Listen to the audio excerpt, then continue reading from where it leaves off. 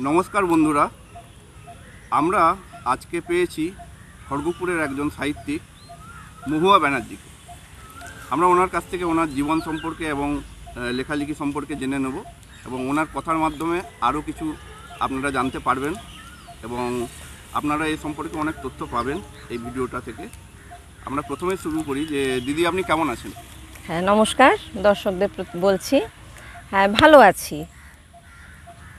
আচ্ছা, আপনার জন্ম কি খড়গপুরে? হ্যাঁ, আমার খড়গপুরেই জন্ম, খড়গপুরেই আমার আদি বাড়ি। আপনি তো বামুনপাড়ার মিশ্র বাড়ির মেয়ে। মিশ্র বাড়িতে বেশ ঘটা করে হিড়িম্বশ্বরী পুজো এবং উৎসব হয়। হ্যাঁ, পরিবারের সবাই এবং এলাকাবাসী সেই উৎসবে মেতে ওঠেন। এই বিষয়ে আপনার অভিজ্ঞতা কেমন? প্রথমেই বলি, এই যে খড়গপুরের মিশ্র বাড়ির হিড়িম্বেশ্বরী মন্দির, এটি একটি কিন্তু দেখতে গেলে হেরিটেজ সাইটের মতোই। বহু বছর আগে আমার পরিবারেরই আমার দাদুর ভাই, যে আমরা সেজ দাদু বলতাম, তারাপদ মিশ্র, তিনি ছিলেন আমাদের ইন্ডিয়ান গভর্নমেন্টের অ্যাম্বাসাডার, ভারতীয় দূত হিসেবে ভারতীয় দূতাবাসের হয়ে তিনি রাশিয়াতে বহু বছর ছিলেন। তো তার দৌলতে দিল্লি থেকে অনেকে এসেছিলেন এবং এটা নিয়ে তখন আমরা অনেক ছোট, লেখালেখি হয়েছে। তো সেই হিড়িম্বেশ্বরী মন্দির আর ওই ইতিহাসটা হচ্ছে যে হিড়িম্বা, যিনি মহাভারতের যে হিড়িম্বা, অনার্য যে রাজকুমারী, তো সেই হিমাচলের যিনি বনাঞ্চলের যে রক্ষাকর্ত্রী, সেই হিড়িম্বা এবং ভীম বিবাহের পরবর্তী যখন বিভিন্ন জনজাতির সঙ্গে সম্পর্ক স্থাপন করতে করতে মেদিনীপুর হয়ে খড়গপুরে আমাদের এই হিড়িম্বা ডাঙায়, খড়গপুরের তো ওই সাইডের একটা নাম ছিল হিড়িম্বা ডাঙা, বামুনপাড়া, আসেন। তো সেইখানে উনি স্থাপন করেন এবং তার অনেক ছোট ছোট সূত্রও আছে, সেটা আমি লিখেছি সাহিত্য সমাজের একটা পর্বে, একটা সংখ্যায় আমি লিখেছি ওটা নিয়ে। তো সেটা আমরা বংশ পরম্পরায়, যেহেতু স্বপ্নাদেশ পেয়ে দেবী আমার দাদুর ঊর্ধ্বতন পুরুষকে জানিয়েছিলেন, তো সেই হিসেবে আমাদের মিশ্র বাড়িতে বংশ পরম্পরায় এই পুজো হয়। এই পুজোর অন্যতম মূল ব্যাপার হচ্ছে যে আমাদের কোনো ট্রাস্টি বোর্ড নেই। পরিবারের প্রত্যেকেই সারা বছর দেবীর নিত্য পূজা হয়, সেটা আমাদের মিশ্র ফ্যামিলির যতজন সদস্য সেই পরিবার হিসেবে ভাগ হয়ে যায়, সেবা কার্যের ভাগটা। তো সেই অনুযায়ী উত্তরাধিকার সূত্রে আমরা প্রত্যেকেই, আমার বাপের বাড়ির প্রত্যেকেই সেবা কার্যের সাথে নিযুক্ত। আর দুর্গা পুজো, কালী পুজো, এই দুটো পুজো প্রচণ্ড ঘটা করে হয়, আমি এটা ইনফরমেশনটা দিয়ে রাখি। আর এছাড়াও দেশ পুজো বলে একটা পুজো হয়, সেখানে কিন্তু তখন আমাদের পুরোহিতদের, আমাদের মিশ্র বাড়ির কারুর কোনো দায়িত্ব থাকে না। দেশ বা ইন্দা গ্রাম, যেটা ইন্দা তো আগে গ্রাম ছিল, সারা গ্রামের লোকেরা সেই সময় তাদের বাড়িতে অরন্ধন হয় এবং গ্রামের লোকেরা আমাদের ওখানে পুজো করেন মন্দিরে। তার কারণ বলছি, তার কারণ হচ্ছে ওই মন্দিরে শুধুমাত্র মা হিড়িম্বেশ্বরী প্রতিষ্ঠিত নন, মা শীতলাও প্রতিষ্ঠিত। তো সেই শীতলা মাকে শীতলা পুজো হয়। সর্বরোগ হর দেবী বলে যে ব্যাপারটা থাকে, সেইখানে এই সিজন চেঞ্জের সময় দেবীকে প্রসাদ চড়িয়ে তারপর আর আমাদের মঙ্গল কাব্যের পালা হয় ওই দেশ পুজোর সময়।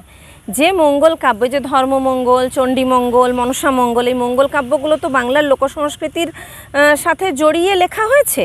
তো সেই মঙ্গল কাব্য পালা হয় দেশ পুজোয় 3 দিন। এই হচ্ছে আমাদের মন্দিরের কর্মকাণ্ড। তো আমরা ওই সময়তে খুবই আনন্দের সাথে এবং খুব নিষ্ঠা ভরে পুজো করা হয়। আর কিন্তু ওই যে আসন, ওই আসনে কিন্তু সবাই বসে পুজো করতে পারেন না। আমাদের বংশ পরম্পরায় কয়েকজন আছেন যারা করেন, প্লাস মায়ের যে আসন সেখানে সেইভাবে পুরোহিত বাছাই করে আনা হয় এবং তারাই বংশ পরম্পরায় পুজো করেন। আচ্ছা, বিখ্যাত শিক্ষাবিদ মহাদেব রায়, তার পরিবারের আপনি একজন সদস্য, ওনার সম্পর্কে কিছু কথা বলার জন্য অনুরোধ রইল। আচ্ছা, এটা আমার কাছে খুব সৌভাগ্যের ব্যাপার। মহাদেব রায় হচ্ছেন আমার মায়ের জ্যাঠামশাই, অর্থাৎ আমার যে দাদু, আমার মামা বাড়ির তরফের আমার মায়ের যে বাবা, দাদু সত্যকিঙ্কর রায়, তিনি হচ্ছেন সেজ ভাই আমার মহাদেব রায়ের। তো মহাদেব রায়, তাকে আমরা দাড়ি দাদু বলেই পরিচিত আমাদের কাছে। তো মহাদেব রায় আমার অধিকাংশ সময়ই আমার মামা বাড়িতেই থাকতেন এবং সেখানে আমি তো খুব জন্মের পরেই তিনি মারা যান এবং আমার মা বলেছিল যে আমাকে নাকি উনি রসগোল্লা নাম দিয়েছিলেন, এরম ব্যাপারটা। সেই সময় উনি খুব অসুস্থ ছিলেন, কলকাতার হসপিটালে ভর্তি ছিলেন। তো মহাদেব রায়ের সম্পর্কে আমি আমার মায়ের কাছ থেকে বা আমার মামাবাড়ির তরফে সব সময়তেই তো যা জেনেছি যে তিনি পরোপকারী ছিলেন প্রচণ্ড, এবং গৃহী সন্ন্যাসী যাকে বলে, নিজে অকৃতদার ছিলেন, এখানেই থাকতেন। কিন্তু তার ভাইপো ভাইজিমান, আমার দাদুর যেহেতু সকলেই প্রতিষ্ঠিত, সেজন্য মানে আমার মহাদেব রায় বা দাড়ি দাদুর যে বাকি যারা ভাইপো ভাইজি যাদের সেরকম প্রতিষ্ঠিত ছিলেন না, তাদের সবাইকে সাহায্য করতেন। আর বিভূতিভূষণ বন্দ্যোপাধ্যায়ের সাথে ওনার একটি বিশেষ বন্ধুত্বের সম্পর্ক ছিল। সেটা আমি মহাদেব রায়ের ওপরে অমরকানন থেকে একটি বই বেরিয়েছে, মানে যেখানে উনি চাকরি করতেন, শিক্ষকতা করতেন বাঁকুড়ার অমরকানন গ্রামে। তো সেইখানে ওনার যে স্কুলটি স্থাপিত হয়েছে বা তারা বই বের করেছে, সেখানেও জেনেছি এবং আমার মায়ের মুখেও শুনেছি যে শুধু বিভূতিভূষণ বন্দ্যোপাধ্যায় নয়, রমাপদ চৌধুরী বা বিভিন্ন সাহিত্যিকেরা আমার মামাবাড়িতে আসতেন, আমার দিদিমা তাদের রান্না করে খাওয়াতেন, আর খুব ভালো সাহিত্য আড্ডা হতো সেখানে মহাদেব রায়ের সাথে। এবং এটাও আমি শুনেছি আমার মামাবাড়ির সদস্যদের কাছে, এবং আমি পড়েওছি ওই বইটিতে মহাদেব রায়ের সম্পর্কে, যে বইটি তার ছাত্ররা মানে প্রকাশ করেছেন, তাতে যে মহাদেব রায় বিভূতিভূষণ বন্দ্যোপাধ্যায়ের বিশেষ অনুরোধে তার পথের পাঁচালীর পাণ্ডুলিপিটির প্রুফ রিডিং করে দিয়েছিলেন। এছাড়াও মিত্র ঘোষের যে গজেন্দ্র কুমার মিত্র, তার সাথেও আমার দাড়ি দাদু অর্থাৎ মহাদেব রায়ের অত্যন্ত সখ্যতা ছিল। আচ্ছা, প্রমথনাথ বিশির ব্যাপারে আমার মাও বলতেন যে এরকম জ্যাঠামশাইয়ের সাথে প্রমথনাথ বিশির চ্যালেঞ্জ হয়েছিল, যে বছর মানে MA ফাইনাল দেবেন কলকাতা বিশ্ববিদ্যালয় থেকে। তো দাড়ি দাদু বলেছিলেন যে তুমি এবছর দিও না, এবছর তুমি দিলে তুমি ফার্স্ট ক্লাস পাবে না, গোল্ড মেডেল পাবে না, আমি পাবো। তো তখন সেই শুনে উনি সে বছর পরীক্ষা দেননি, মহাদেব রায় গোল্ড মেডেল পেয়েছিলেন, তার পরের বছর প্রমথনাথ বিশি পেয়েছিলেন। এটা আমার মামাবাড়ির সদস্যদের কাছ থেকে শোনা, আমার মামাদের কাছ থেকে, মায়ের কাছ থেকে শোনা কথা। আমার দিদিমাও বলেছে অনেকবার, আমি তখন ছোট, তো আমার অধিকাংশই সময়ই কাটতো মামাবাড়িতে। আমার মামাবাড়ি হচ্ছে খরিদা বিধানপল্লী। এই প্রসঙ্গে একটা ছোট্ট ইনফরমেশন দিয়ে রাখি, শুধু মহাদেব রায় নন, মানে আমার মামাবাড়িতে আরও অনেক গুণী মানুষ রয়েছেন। আমার দুই মামাই শিক্ষকতার সাথে যুক্ত। বড় মামা তো প্রয়াত হয়েছেন, স্বর্গীয় শ্রী ত্রিদীপ রঞ্জন রায়, যিনি বাংলা ভাষাটাকে অনেক যত্ন সহকারে পড়াতেন, এবং মহাদেব রায়ের যে বাংলা ভাষার ওপরে জ্ঞান বা তার যে লেখা ব্যাকরণ বই, এগুলো আমি পড়েছি। কিন্তু আমি মহাদেব রায়ের লেখা ব্যাকরণ বই আমার মামাবাড়িতে থাকতো, সেগুলো আমি পড়েছি। তো সেই সব নিয়ে তিনিও যথেষ্ট এগিয়ে নিয়ে গেছেন তার ছাত্রছাত্রীদের। নিহার রঞ্জন রায় আমার মামা, আমার বাবা শ্রী অসিত মিশ্রর সাথেই উনি একই স্কুলে চাকরি করতেন। আর আমার যে ছোট মামা, তিনি বিখ্যাত সঙ্গীতজ্ঞ এবং সঙ্গীত শিক্ষক শ্রী মানস রঞ্জন রায়। তিনি এখনও তার নিজস্ব ঘরানায় সঙ্গীত শিক্ষা দেন। এইটুকুই। ধন্যবাদ। আচ্ছা, আপনার বাড়িতে কি কোনো সাহিত্য চর্চা বা বই পড়ার অভ্যেস কারো ছিল? হ্যাঁ, এবারে আমি যেটা বলছি যে আমার অ্যাকচুয়ালি সাহিত্য চর্চা বা বই পড়ার অভ্যেস কিন্তু আমার মামাবাড়ির থেকে। আর আমার বাবাও যেহেতু শিক্ষক, এবং আমার বাবা অসিত মিশ্র, উনি সাংঘাতিক বই পড়তে পছন্দ করতেন। এবং আমি দেখেছি আমার ছোটোবেলায়, তখন তো আমাদের এক সংসার এবং মাটির বাড়ি, তখন যেহেতু অনেক বছর আগের কথা বলছি, তো সেই সময়তে আমার বাবা আমার মাকে প্রতি পুজোর সময় বিভিন্ন পুজো সংখ্যা এনে দিত। আর নিয়ম করে আমার বাবা আমাকে আনন্দমেলা, শুকতারা, পরবর্তীকালে কিশোর ভারতী, এই তিনটি গল্পের বই মানে শারদ সংখ্যা আমার বাড়িতে বাবা এনে দেবেই। সে কিছু থাক না থাক, আমাদের বই কেনার জন্য সারা বছর পয়সা জমানো হতো, এরকম ব্যাপার ছিল বাবার ক্ষেত্রে। বাবা তো সাংঘাতিক বই পড়তে ভালোবাসতেন। প্লাস আমার মামা বাড়িতে আমার দিদিমা খরিদা মিলন মন্দিরের লাইব্রেরি কার্ড করে দিয়েছিলেন। আমার দিদিমা খুব বিদুষী মানুষ ছিলেন, প্রচুর বই পড়তেন। আর আমার মূলত এই যে শরৎচন্দ্র থেকে শুরু করে আমাদের যে বাংলা সাহিত্যের অমূল্য ভাণ্ডার, এবং রামায়ণ মহাভারত অরিজিনাল সঠিক বাল্মীকি রামায়ণ, সঠিক ব্যাস রচিত মহাভারত আমার দাদুর ছিল, শ্রী সত্যকিঙ্কর রায় মহাশয়ের ছিলেন। তো আমার দাদু রোজ সন্ধেবেলা, মানে আমি গরমের ছুটিতে চলে যেতাম, শীতের ছুটিতে চলে যেতাম, আর সত্যি কথা বলতে কি এখনকার মতো তো পড়ার চাপ তখন ছিল না। তো আমার দাদু তখন মামাবাড়িতে সন্ধেবেলা হারিকেন মুছে গান, হারমোনিয়াম নিয়ে বসতেন, রামায়ণের গান গাইতেন। আর আমাকে সমস্ত রামায়ণ মহাভারতের সব কিছু আমার দাদুর দৌলতে আমার পড়া। এবং আমার জানা। আর সেই থেকেই মানে মামা বাড়ি আর আমার বাবা এই নিয়েই আমার সাহিত্য জগৎ। আপনার লেখালেখির শুরুটা কিভাবে হয়েছিল? লেখালেখির শুরুটা আমার হয়েছিল আমাদের স্কুলের দেওয়াল পত্রিকা, তারপরে ছিল সব পেয়েছির আসর ছিল, তখন ওখানেও এক পত্রিকা বের হতো, ওখানে আমি লিখতাম। কিন্তু সেইভাবে লেখাটা আমার যে আমাকে লিখতে হবে আমার মধ্যে যে সেই ব্যাপারটা আছে সেটা করেছিলেন সমর চক্রবর্তী মহাশয়, আমাদের এডিটার, সংবাদপত্রের যিনি এডিটার। তো সমরদাই মূলত আমাকে এই জগতায় নিয়ে আসেন। এবং সাংবাদিকতা, আমি এডিটারের সাংবাদিক হিসেবে সেই সময় যুক্ত ছিলাম কলেজে পড়াকালীন। তো সমরদা তার ওই মোপেডে করে আমাকে বিভিন্ন জায়গায় নিয়ে যেতেন, আমাকে কিভাবে মানে পুরো হাতে কলমে সাংবাদিকতা শিখিয়েছেন। এবং আমাকে যে লিখতে হবে বা এই আমি যে লিখতে পারি সেই ব্যাপারটা পুরোটাই সমরদার জন্য। মানে আর একজনকে বলবো না, যার কথা না বললেই নয়, সেটা হচ্ছে আমার বন্ধু কামরুজ্জামান, বিখ্যাত প্রাবন্ধিক, কবি, লেখক, তাকে তো সবাই চেনে।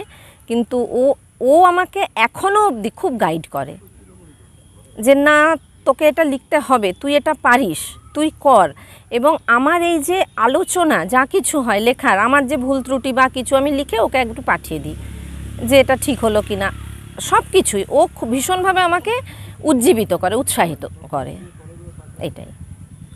আচ্ছা, আপনার কোন কবি সাহিত্যিকদের লেখা ছোট থেকে পড়তে ভালো লাগতো বা এখন ভালো লাগে? আচ্ছা, আমি এই ব্যাপারটা নিয়ে আমি একটু সত্যি বলতে চাই।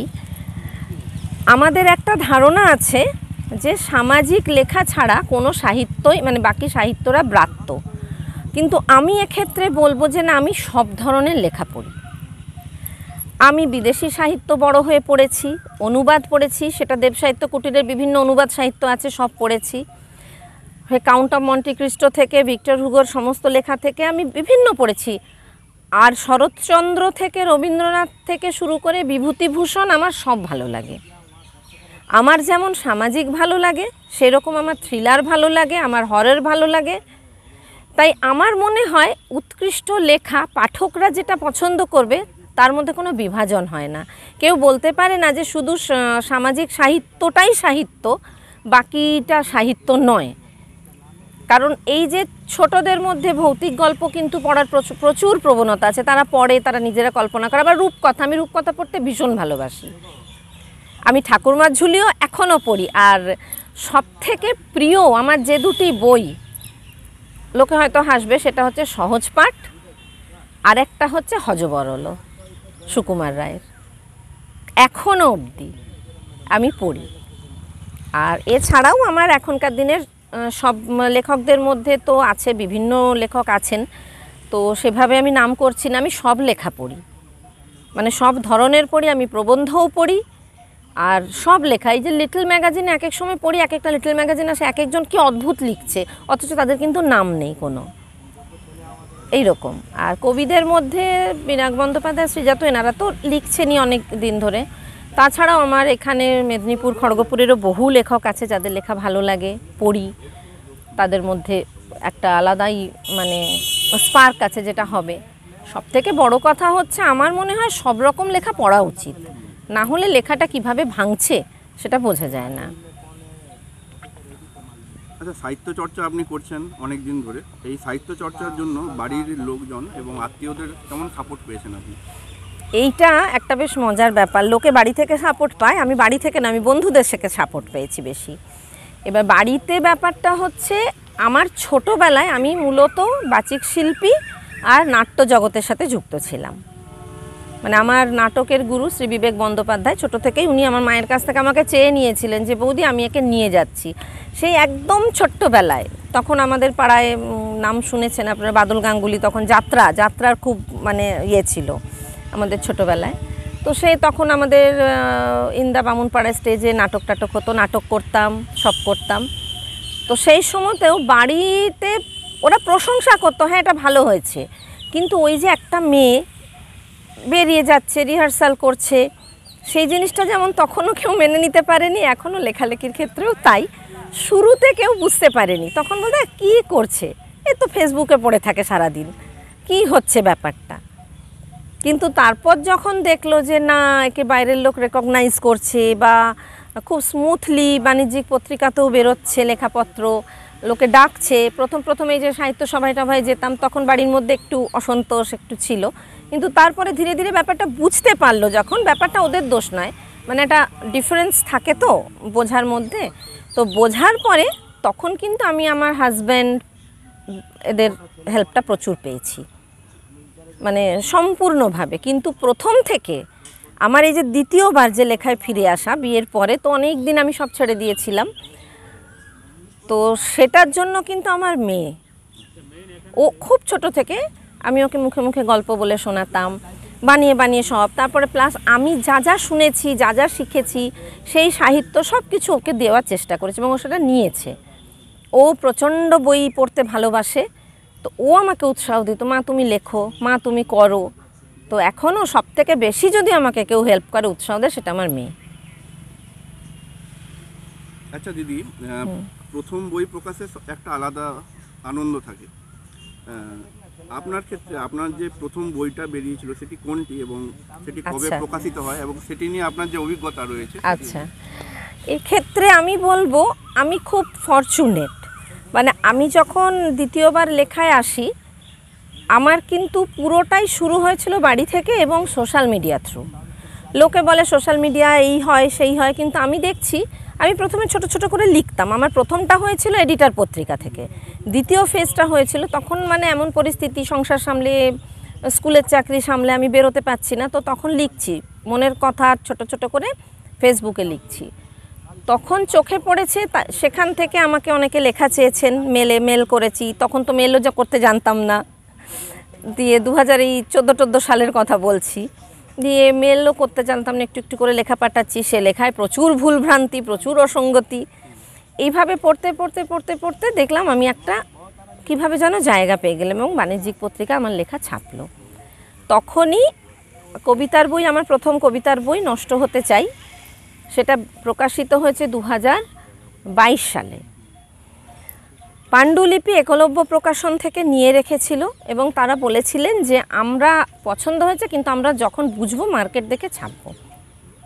তো যাই হোক, সেই বইটি সাফল্য লাভ করেছে, সেই বই রয়্যালটি পাওয়া গেছে এবং তারপরেও একলব্য প্রকাশন আমার এই বইমেলা আমার পাণ্ডুলিপি জমা নিয়ে রেখেছিল, এবার ভৌতিক গল্প সংকলন বের করেছে। কিন্তু প্রথম বইটা যেহেতু আমি কবিতা বেশি ভালোবাসি, তো তার একটা আলাদা, মানে প্রথম যখন আমি বইয়ে সিগনেচার করছি আমাকে ডেকে পাঠালো যে মহুয়া দিয়ে আসো আমাদের এতে এসে, এখানে বইগুলো 100 কপি বই আমি সিগনেচার করছি, কি না বই মেলায় প্রকাশিত হবে। আর উদ্বোধন হয়েছিল ওটা ভালো করে ওই কফি হাউসের ওখানে একটা বুক স্টলে উদ্বোধন হয়েছিল। তো যাই হোক, খুব ভালো রেসপন্স পেয়েছিলাম।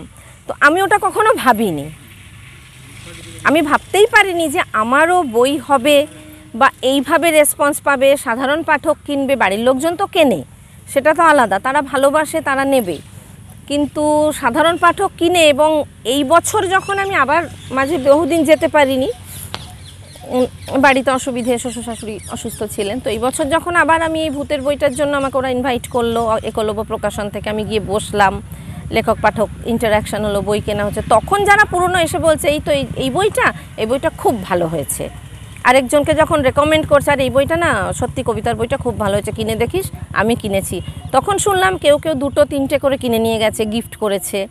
তো এটা আমার কাছে একটা মানে অদ্ভুত ফিলিং, এটা আমি বলে বোঝাতে পারবো না। আচ্ছা, ওই প্রথম বইটা আপনি তো বললেন নষ্ট হতে চাই, এর পরবর্তীকালে যে বইগুলো প্রকাশিত হয়েছে সেটি সম্পর্কে কিছু বলুন। আচ্ছা, আমার সত্যি কথা বলতে কি একলব্য প্রকাশন থেকে এই দ্বিতীয় গল্প সংকলন প্রকাশিত হয়েছে, বাকি একক কিছু এখনও হয়নি, এই দুটি হয়েছে। আর প্রকাশক বলেছেন এবং প্রকাশক সত্যি কথা তিনি বইয়ের পেছনে টাকা খরচ করেছেন এবং সেই বইটি খুব ভালো মতন তিনি বিজ্ঞাপনও করছেন। তো তিনি পরবর্তীকালে আমার সাথে আরও কাজ করতে আগ্রহী, তো আপাতত সেই জন্য আমি আর অন্য কোথাও সেভাবে কিছু মাথা ঘামাচ্ছি না। আর এবারে কোনো প্রকাশক যদি আগ্রহী হন অবশ্যই আরও বই বেরোবে, কারণ আমার প্রচুর মুক্তগদ্য জমে আছে, প্লাস অনুগল্প দিয়েও একটা সংকলন হতে পারে। আর প্রাপ্তমনস্ক কিছু সামাজিক গল্প আছে, কিছু আবার আমি তো মূলত ডার্ক জনারে লিখি, মানে হরর থ্রিলার যেটা মানে ডার্ক ফ্যান্টাসি সাইকোলজিক্যাল থ্রিলার যেটা, তো তারও অনেক জমে আছে, প্রুফ টুফ দেখছি, এবার দেখা যাক, প্রকাশক চাইলে হবে।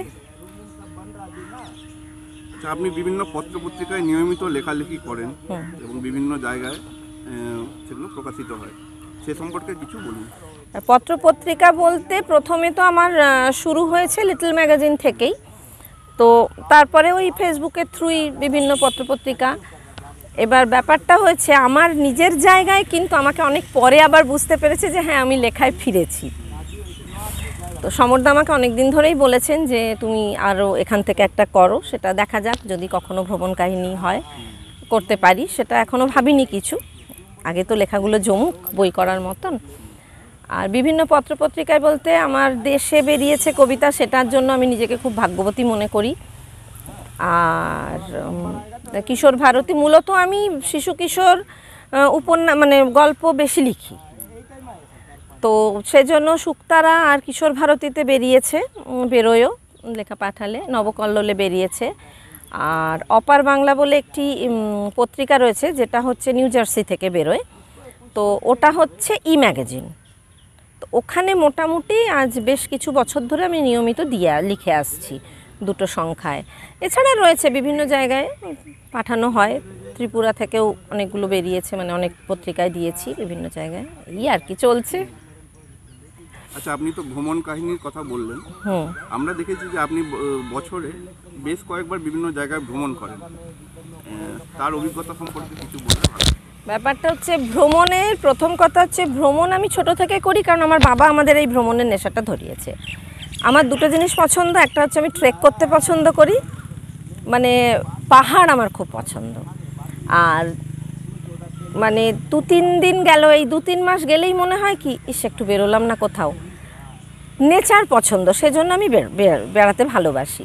আর এখন তো যেটা হয়েছে যে আমাদের যে নিজস্ব ব্যবসা রয়েছে, আমরা তো হোটেলিয়ার, তো সিকিমেও প্রচুর হোটেল, মানে 6টা হোটেল রয়েছে সিকিম সেক্টর, বা আমরা ওভারঅল ইন্ডিয়া যে ট্যুর অর্গানাইজ করি সেই সূত্রেও আমাদের ঘোরা হয়। এবার ঘুরতে ভালোবাসি, কিন্তু আমার ঘোরাটা অন্যরকম। সবাই ধরুন যেরকম যাচ্ছে যে এইখানে গেলাম, এই মেন জায়গা গেলাম, বাজারে ঘুরলাম, হয়ে গেল, আমার ঘোরাটা একটু অ্যাডভেঞ্চারাস হয়, মানে যে জায়গায় যাচ্ছি তার সম্পূর্ণ আশেপাশে দেখব, সেই জায়গার জনজাতি বা যদি কোনো আলাদা কোনো তাদের থাকে সেইগুলো দেখি, বা ওখানকার স্থানীয় খাবার। আমি মনে করি যারা বেড়াতে যাচ্ছে, ঘুরতে যাচ্ছে, তারা যে জায়গায় যাচ্ছে সেই জায়গাটা সম্বন্ধে জানতে হবে তাদেরকে। তো এবার ঘুরতে যাওয়ার প্রায় 2-3 মাস আগে থেকে আমার পড়াশুনো চলে, কোথায় যাব, কিভাবে করব, কিভাবে যাওয়া যায়, আবার ওখানে গিয়ে আরও বেশি, তবে পরিকল্পনা করে আমি খুব একটা ঘুরি না। আচ্ছা, কোন জায়গাগুলো আপনার বেশি ভালো লেগেছে? আমার ঘুরতে সিকিম আমার সবসময়তে ভালো লাগে, তবে আমার যেটা সবথেকে ভালো লেগেছে আমার এই যে ট্রেকিং রুটগুলো সিকিমে ভালো লেগেছে, যে গুরুদংমার আমি যখন যে বছর গেলাম সে বছর হচ্ছে মানে অসম্ভব বরফ। লোকে কেন যে সুইজারল্যান্ড বা এই বলে জানি না, আমাদের দেশে এত দেখার আছে। আমরা যখন শুরু করেছি গ্যাংটক থেকে কিছুটা যাওয়ার পরেই দেখছি সমস্ত বরফের চাদরে মুড়ে আছে, মানে যে বাড়ি ঘর দৌড়, তারপরে মনে হচ্ছে যেন ক্রিসমাসের সময় কোনো বিদেশে এসে গেছি আমরা। তো গুরুদংমার তো দুর্দান্ত, প্লাস সিকিমের প্রতিটা জায়গা খুব সুন্দর। দার্জিলিং খুব পছন্দের, হিমাচল পছন্দের, কিন্তু সবথেকে বেশি আমাকে যেটা টেনেছে, আমি 2023-এ মদমহেশ্বর ট্রেকিংয়ে গেছিলাম, দ্বিতীয় কেদার, যেটা মানে পঞ্চপাণ্ডবের ভীম ওটি প্রতিষ্ঠা করেন। তো ওইখান থেকে বুড়া মদমহেশ্বর ট্রেক, চৌখাম্বা পিক পুরো দেখা যাচ্ছে। তো এটা কেন বলছি, আমার কাছে এখনও মানে ভাবলে অবাক লাগে, এক তো ওটা প্রচুর লম্বা রাস্তা, দ্বিতীয় হচ্ছে ছোট থেকে ভ্রমণ পত্রিকায় আমি ওই বুড়া মদমহেশ্বরের ওই ছবি দেখতাম, আর খালি মনে হতো আমি কি জীবনে ওখানটা যেতে পারবো না। তো উত্তরাখণ্ডের এই যে ট্রেকিং রুটগুলো, তুঙ্গনাথ, আমার 4 ধামের হয়ে গেছে, কেদার ওগুলো হয়ে গেছে, তারপরে একটু আর আমি একটু শিবের জায়গাগুলো, মানে আমাদের ভারতীয় সংস্কৃতি আর পুরাণের সাথে জড়িত যেসব দুর্গম জায়গা, সেগুলো যেতে বেশি মানে আগ্রহ বোধ করি। লেখালেখি ছাড়াও আপনার বিভিন্ন শখ থাকতে পারে এবং বিভিন্ন বিষয়ের আগ্রহ থাকতে পারে, সেসব নিয়ে একটু বলুন। আচ্ছা, বিভিন্ন বিষয়ের আগ্রহ আমার আছে। আমি ছোট থেকে আবৃত্তি করতে ভীষণ ভালোবাসতাম, এবং পাড়াতে করতাম। সেই থেকে থেকে ধীরে ধীরে বিবেকদার ট্রেনিংয়েই আমি মোটামুটি আবৃত্তিটা করতাম। তো আমি একজন বাচিক শিল্পী, ওটা আমার শখ, আমার ভালোবাসা। নাটকও, স্টেজ নাটক, শ্রুতি নাটকও করেছি বেশ কিছুদিন। এখন শ্রুতি নাটক যেহেতু একটা মেল পার্টনার পাই না, তাই ওটা বন্ধ, কিন্তু আবার করার ইচ্ছে আছে। মানে আমি নাটকের স্টেজটা খুব মিস করি। আর হবি তো ভ্রমণ আছেই, বই পড়া, ভ্রমণ, ওটা তো হবি বলবো না, ওটা আমার পার্ট অফ লাইফ হয়ে গেছে এখন, ওটাকে আর হবি বলা যায় না। তাছাড়া ওই অ্যাঙ্কারিং করতে আমি খুব ভালোবাসি, সঞ্চালনা করতে, যে কোনো অনুষ্ঠান। মানে আমার মনে হয় আমি ওইটা পারি, ওই ব্যাপারে আমি খুব কনফিডেন্ট যে কেউ কোনো অনুষ্ঠানের যদি আমাকে দায়িত্ব দিয়ে দেয়, সেই অনুষ্ঠানটাকে আমি গুছিয়ে তারপরে স্টেজে অ্যাঙ্কারিং করে পুরো জিনিসটা আমি করে দিতে পারি। আচ্ছা, এই প্রশ্নতেই আমি আসতাম যে সঞ্চালনা বা অ্যাঙ্কারিং, হ্যাঁ, আপনি খুব সুন্দরভাবে অনুষ্ঠান সঞ্চালনা করেন, আমরা দেখতে পাই। এটাও একটা প্রতিভা আলাদা করে। কিভাবে নিজেকে এইভাবে প্রস্তুত করলেন এবং কবে থেকে এই অ্যাঙ্কারিংটা কবে থেকে করছেন আপনি? আচ্ছা, অ্যাঙ্কারিংটা আমি বলবো, অ্যাঙ্কারিংয়ের জন্য আমার পাড়া, আমার বামুন পাড়া, এখানে সমরদার নাম বলবো, আরেকজন আছে দেবদাস ভট্টাচার্য, দেবুদা, উনি হচ্ছেন আমাদেরই প্রতিবেশী। উনি একসময় খুব অ্যাডভার্টাইজমেন্ট, তখন তো মাইকিং হতো, মাইকে করে করে অ্যাডভার্টাইজমেন্ট, তো উনি অনেক ছোটোবেলাতে আমাকে বলতো এইটা এইভাবে বললে স্টেজে বলো। তো সেটা দেবুদা আমাকে একটু একটু করে গ্রুম করেছে। তখন তো কিছুই জানি না, স্কুলে পড়ছি। তারপরে সমরদা বিভিন্ন অনুষ্ঠানে নিয়ে যেত। এভাবে করতে করতে আমি দেখলাম ওটা আমি সহজাতভাবে পারি। যখন আমি নিজে বুঝতে পারলাম, একটু বড় হওয়ার পর 9-10, তখন বুঝতে পারছি যে হ্যাঁ, এটা আমি করতে পারি, তখন অটোমেটিক্যালি আমি ওটার দিকে জোর দিতাম। আয়নার সামনে দাঁড়িয়ে আমি মনে মনে কথা বলতাম। আর এটা আমার মা তখন খুব হতো, বিনাকা গীতমালা, যে আমিন সায়ানি অ্যাঙ্কারিং করছে, ওই যে কানে শুনছি। তখন তো হাতের কাছে এত কিছু ছিল না যে এই দেখে গ্রুমিং ব্যাচঅপ সেন্টার, আমি আমিন সায়ানিকে শুনতাম খুব।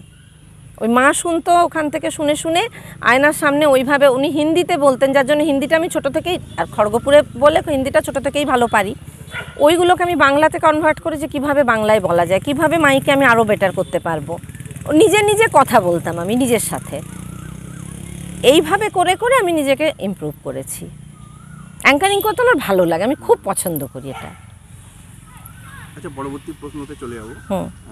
সেটি হচ্ছে, আপনি একজন লেখিকা, ওই লেখিকা হিসাবে পাঠক কেমন হওয়া উচিত বা পাঠকের মনস্তত্ত্ব কেমন হওয়া উচিত বলে আপনার মনে হয়? এটা একটা খুব ভালো প্রশ্ন। আগেও দেখেছি, আগে অবশ্য এত ছিল না। আগে কি হতো, হাতের কাছে তো সোশ্যাল মিডিয়া বলে তো কিছু ছিলই না, বা মেয়েরা বিশেষ করে ঘরেই থাকতেন, কাজকর্ম করতেন, বা বাইরে যারা চাকরি করতে যেতেন, বা পুরুষেরাও যারা যেতেন, এসে তাদের নিজস্ব একটা জগৎ ছিল। তো সেই সময় পাঠক অন্য রকম ছিল। তারা অপেক্ষা করতো কখন পত্রিকা বেরোবে, পত্রিকায় সব ভালো ভালো লেখকের লেখা বেরোবে, সেগুলো তারা পড়তেন, পড়ে নিজেদের মধ্যে আলোচনা করতেন। আমি আমার বাড়িতে দেখেছি দেশ আর নবকল্লোল, এই দুটো পত্রিকা আসতো, আমার বাবা নিয়ে আসতো, তো সেখানে সে ধারাবাহিক বেরোতো, সেগুলো। এই নরদেহ তখন লুকিয়ে রাখা হতো আমাদের কাছ থেকে, তখন একটা ব্যাপার ছিল তো, এটা বড়দের বই, এটা ছোটদের বই। তো আমার মা দেখতাম একদম মুখ গুজে পড়ছে, তো সেই সময় দেখতাম এইগুলো নিয়ে খুব আলোচনা হতো। কেউ কখনো লেখক কেমন, লেখকের ব্যক্তি জীবন কেমন, সেগুলো নিয়ে মাথা ঘামাতো না। এখন যেটা হয়ে গেছে, পাঠকের মনস্তত্ত্ব কিন্তু চেঞ্জ হয়েছে। এখন পাঠক যেহেতু হাতের সামনে সব জেনে যাচ্ছে, গুগল সার্চ করলে সব জানতে পারছে, তাই লেখককে সতর্ক হতে হবে, সেখানে কোনো ফাঁকি চলবে না। আমি যদি একটা অ্যাডভেঞ্চার লিখি, যে জায়গায় আমি অ্যাডভেঞ্চারটাকে ফেলছি সেইটা সম্পর্কে আমাকে সম্যক গুগল ঘেঁটে আগে জ্ঞান নিতে হচ্ছে। কারণ আমি জানি যে এই জায়গাতে, বা আমি যখন একটা থ্রিলারও লিখছি, আমাকে প্রচুর পড়তে হচ্ছে। কেননা সবাই বলে ও এটা থ্রিলার, ও একটা ভূতের গল্প, না, সেটাও আমাকে প্রচুর পড়তে হচ্ছে। কারণ আমি জানি যে এখনকার পাঠক কি, বাচ্চা বাচ্চা ছেলেরাও একটা নেট সার্চ করলে পেয়ে যাবে, তখন তাদেরকে এখন খুব কঠিন কিন্তু ভয় পাওয়ানো। সামাজিক গল্প লিখলে তাও সমাজের সব কিছুর সাথে রিলেট করা যায়, ওটা আমরা রিলেট করতে পারি, ওটা যত সহজে বোঝা যায়। একটা ভূতের গল্প বা থ্রিলার গল্পকে থ্রিলিং করে তোলা খুব কঠিন। কারণ বাচ্চাদের বলুন, পাঠকদের কাছে বলুন, সব মানে গোটা দুনিয়া ওপেন হয়ে গেছে, তারা তুলনা করতে পারে। তবে তাও আমি বলবো পাঠকদের মনস্তত্ত্বটা চেঞ্জ হয়েছে। তারা আবার আরেকটা জিনিস যেটা খুব খারাপ, সেটা হচ্ছে তারা কে কী লিখছে সেটার উপর নজর না দিয়ে সেই লেখক বা লেখিকা সাজ পোশাক বা মহিলা হলে তো কথাই নেই, এ পান থেকে চুন খসলে ট্রোলিংয়ের বন্যা বইয়ে দেবে, এটা ভীষণ নেগেটিভ। মানে এই নেগেটিভ পার্টটা যেমন আছে, আবার আমি বলবো পজিটিভ দিকটাও আছে। এই যে যতবার আমি খড়গপুর বইমেলা বলুন কলকাতা বইমেলাতে থেকে মানে নিজের স্টলে বসে পাঠকদের সাথে ইন্টারঅ্যাক্ট করে দেখেছি, বিভিন্ন স্টলে যখন আমার মানে একলব্য স্টলে যখন আমি বসি বা আমি যখন নিজে ঘুরে বেড়াই বই কেনার জন্য, প্রচুর কিন্তু পাঠক আছে। এবছর আমি দেখছি এরকম লিস্ট করে নিয়ে আসছে, এই বইটা এই বইটা এই বইটা। মানে পাঠক অ্যাকচুয়ালি এখন যেটা হয়ে গেছে মিডিয়া নির্ভর, তারা চায় প্রকাশক এবং রাইটার খুব ভালোভাবে বিজ্ঞাপন করুক। পাঠক আছে সব ক্ষেত্রে, শুধু তাদের কাছে আমাদের প্রোডাক্টটা পৌঁছে দিতে হবে। এবং দিনের শেষে বইও কিন্তু একটা প্রোডাক্ট, কেউ মানুক বা না মানুক। আমি এখানে মোটেও মানে ন্যাকামি করে বলতে পারবো না যে না না আমার বই বিক্রি হোক না হোক আমার কিছু এসে যায় না, কারণ আমার বইয়ের পেছনে যখন প্রকাশক পয়সা দিচ্ছেন তার পয়সাটা উঠলো কিনা দেখা একটা লেখকের কর্তব্য। আমি খুব স্পষ্টভাবে বলছি। এবং সেই জায়গা থেকে আমি দেখছি যে পাঠকের মনস্তত্ত্ব হয়ে গেছে, পাঠক সোশ্যাল মিডিয়ায় বিজ্ঞাপনটা দেখতে চাইছে, সেই বিজ্ঞাপন অনুযায়ী পাঠক খুঁজে নিচ্ছে, যে যেরকম বই পছন্দ করে খুঁজে নিচ্ছে। আর পাঠকের মনস্তত্ত্ব তবুও আমি বলবো যে এখন কিন্তু দেখছি যে সিরিয়াস পাঠক কমে আসছে। আগে যেমন আছে, নেই কি কিছুজন আছে, কিন্তু এখন দেখছি এই যে সোশ্যাল মিডিয়ার এই যে উপকারিতাটা বললাম, আমি অপকারিতাতে আসি। বিভিন্ন গ্রুপে প্রচুর ভুল বানান, ভুল বাক্য গঠনে একদম খুব বাজে বাজে কমন কিছু এমন থিম দিয়ে লিখে চলেছে, সেই শাশুড়ি বউয়ের ঝগড়া, সেই যেন মেগা সিরিয়াল, তাতেও প্রচুর লাইক কমেন্ট, বাহ বাহ বাহ। তাতে করে কি হচ্ছে, ভুল জিনিসটা পৌঁছে যাচ্ছে পাঠকদের মধ্যে, আর সেটাকে রেকটিফাই করা হচ্ছে না, পাঠকরাও ভুল শিখছে, ভাবছে এটাই ঠিক। এই করে করে আমাদের বাংলা ভাষার কিন্তু একটা সোশ্যাল মিডিয়ার জন্য বিচ্ছিরি রকমের বিবর্তন হয়ে গেছে, এটা খুব খারাপ। তাই পাঠকদের বলি যে লেখককেও যেমন শিক্ষিত হতে হবে, শিক্ষিত পাঠক প্রচণ্ড দরকার। যেই পাঠক লেখককে চ্যালেঞ্জ করতে পারবে, যে পাঠক লেখকের গঠনমূলক সমালোচনা করতে পারবে, যে না আপনার তো খিল্লি করা নয়, নিজের ফ্রাস্ট্রেশনটা লেখককে বোঝানো নয়, যে পাঠক প্রকৃত জানে, প্রকৃত পড়ছে, প্রকৃত জ্ঞানী, সেই রকম পাঠক হতে হবে। পাঠকের মনস্তত্ত্ব এটাই হওয়া উচিত। ধন্যবাদ। আমরা ইন্টারভিউ একদম শেষ পর্যায়ে চলে এসেছি। একটি শেষ প্রশ্ন করব, সেটি হচ্ছে প্রত্যেক লেখকের একটি করে লেখন শৈলী আলাদা করে থাকে, লেখার ধরন থাকে, আপনারও সেটা আছে। সেটা আমরা সাধারণত দেখি যে যারা পড়েন তারা হচ্ছে বিভিন্নভাবে সেটা বিচার করেন। তাদের ধারণার সাথে হয়তো কেউ হয়তো কবিতা লিখছেন, তাদের ধারণার সাথে লেখকের ধারণা হয়তো মিলছে না, সেটা লেখন শৈলীর উপর নির্ভর করছে। এবারে আপনার নিজের ভাষায় এই লেখন শৈলী বা লেখার ধরন আপনার কেমন, গদ্য পদ্য দুটোতেই? হ্যাঁ, এটা খুব মুশকিল প্রশ্ন, কেননা একজন লেখক নিজেকে বিচার করতে পারে না কোনোভাবেই। তার মানে পাঠকেরাই তাকে বিচার করবে, তাকে কাটাছেঁড়া করবে, তাকে মাটিতে নামাবে, তাকে আকাশে তুলবে। তো হ্যাঁ, মানে আমি খুব সহজভাবে লিখতে পছন্দ করি। প্রথম কথা, মানে আমার মনে হয় যে যুগের সাথে তাল মিলিয়ে, মানে আমি যদি এখনও সেই শরৎচন্দ্রীয় ভাষায় লিখি বা রাবীন্দ্রিক ভাষায় লিখি, সেই ভাষায় লিখলে কিন্তু এখন চলবে না।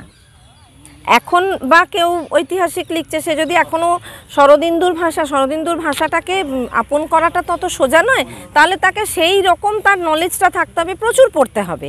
কিন্তু তা সত্ত্বেও আমি বলবো যে পুরনো ভাষাটাকে বদলে দিয়ে আমার মনে হয় যুগের সাথে চলাটা ভালো। তাহলে কি হয়, আমি সবসময় চেয়ে এসেছি যে আমার কবিতাটা বা আমি যে কবিতা লিখছি সেই কবিতা যেন এখনকার প্রজন্মও রিলেট করতে পারে, পড়তে পারে। আমার মেয়েও আমার কবিতা, সে কনভেন্ট এডুকেটেড, কিন্তু সে আমার বাংলা কবিতা পড়ে সে বুঝতে পারে। এই লেখন শৈলীটাই আমি বরাবর রাখতে চেয়েছি। হ্যাঁ, অবশ্যই তার মধ্যে কি কবিতার মধ্যে তো আলোছায়া থাকবে, গদ্যের মধ্যেও থাকবে আলোছায়া থাকবে, তবে আমি সবসময়তেই সহজভাবে এবং যাতে করে একদম এখনকার প্রজন্মও আমার লেখা বুঝতে পারে, নিজেদের সাথে রিলেট করতে পারে, সেইভাবে লিখতে পছন্দ করি।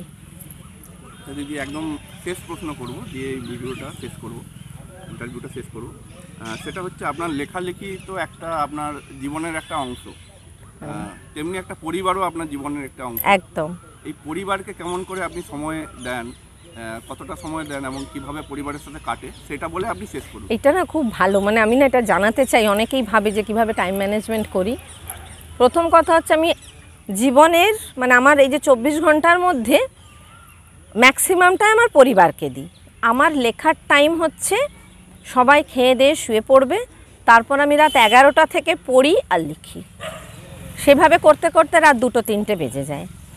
আর এখন যেটা হয়েছে, যেহেতু আমার শ্বশুর শাশুড়ি চলে গেছেন, তো এখন আমি অনেক বই আমার জমে আছে, ওই জন্য এখন আমি কি করি, দিনের বেলা, এখন তো মেয়েও বড় হয়ে গেছে, সব দিকেই গুছিয়ে ফেলেছি, সংসারকে আমি গুছিয়ে দিয়েছি। তো এখন আমি একটু দিনের বেলাতেও কিছু সময় আমি দুপুরবেলাটা একটু বই পড়ি, তারপরে যখনই মনে হয় কাজ করতে করতে কাজের ফাঁকে ফাঁকে আবার একটু কিছুটা লিখি। আগে যেটা ছিল খুব চাপের, হয়তো আমি কাপড় কাচ্ছি, মেশিনে ওয়াশিং মেশিনে কাপড়টা দিয়ে 3 লাইন মনে এসছে কবিতা, ছুটতে এসে আগে ওটা লিখছি, না হলে ভুলে যাব। রান্না করতে করতে আমি থ্রিলার গল্পের একটা প্যারা ভাবছি, ভেবে আমি লিখছি, এরম হয়েছে আর কি। তো এখন সেটা নেই, এখন আমি এইভাবেই লিখছি, দিনের বেলাতে মোটামুটি সময় দিচ্ছি। এখন আবার সাহিত্যটাকে বেশি সময় দিতে পারছি। তবে ব্যালেন্স করতেই হবে, কারণ জীবনে পরিবারটা সবার আগে আমি মনে করি, তারপর আমাদের বাকি শখ সব কিছু। অনেক ধন্যবাদ মহুয়া ব্যানার্জিকে আজকে আমাদের সময় দেওয়ার জন্য এবং এত খোলামেলাভাবে সমস্ত কিছু আমাদের প্রশ্নের জবাব দেওয়ার জন্য। খুব গুছিয়ে আপনি বললেন এবং আপনার লেখালেখি ভবিষ্যতের প্রতি আমাদের আরও অনেক শুভেচ্ছা রইল। এই বলে আমি একদম যারা দর্শক আছেন তাদের বলতে চাই, এই ধরনের ভিডিও, এই ধরনের ইন্টারভিউ যদি আরও দেখতে চান আপনারা কমেন্ট করুন, আমরা এই ধরনের আরও ইন্টারভিউ নিয়ে আসবো। এই বলে আমি আজকের ভিডিও শেষ করছি। নমস্কার, সবাই ভালো থাকবেন।